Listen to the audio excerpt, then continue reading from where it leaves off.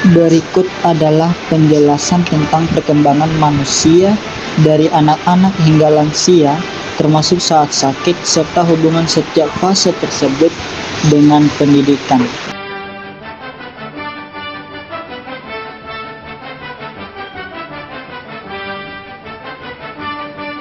Fase yang pertama yaitu fase anak-anak ke remaja.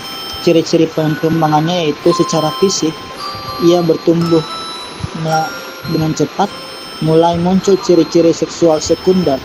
Secara kognitif, mulai berpikir logis dan abstrak tapi masih terbatas pada pengalaman konkret. Secara emosional dan sosial, mencari jati diri, mulai mandiri dari orang tua, mudah dipengaruhi teman sebaya. Nah, hubungannya dengan pendidikan yaitu pendidikan dasar dan menengah sangat penting untuk membentuk dasar kognitif, moral, dan karakter.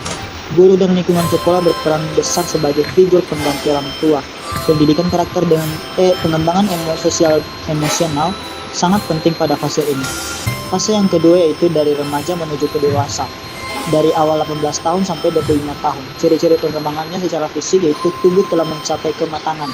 Jadi tidak ada pertumbuhan lagi. Kemampuan secara kognitif, kemampuan berpikir abstrak dan membuat keputusan matang meningkat. Nah, hubungannya dengan pendidikan yaitu pendidikan tinggi atau universitas pelatihan kerja menjadi titik krusial untuk menyiapkan masa depan. Bimbingan karir dan konseling sangat dibutuhkan. Pendidikan di fase ini fokus pada pengembangan kemandirian, kepemimpinan, dan tanggung jawab sosial. Fase yang ketiga yaitu dewasa di umur 25 tahun sampai 60 tahun.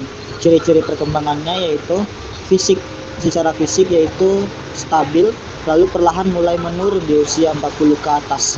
Secara kognitif, pengalaman dan kebijaksanaan meningkat. Secara emosional dan sosial, menstabilkan karir, menikah, membangun keluarga, dan berkontribusi pada masyarakat. Nah, hubungannya dengan pendidikan adalah pembelajaran sepanjang hayat atau lifelong learning menjadi penting baik non-formal maupun informal.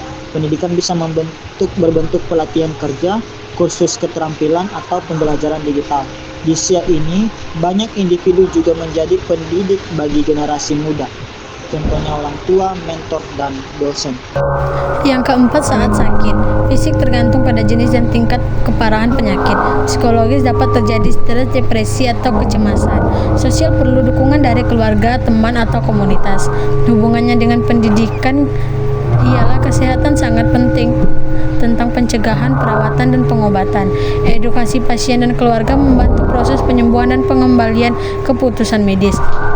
Pendidikan spiritual atau emosi juga membantu individu menghadapi penyakit secara lebih positif.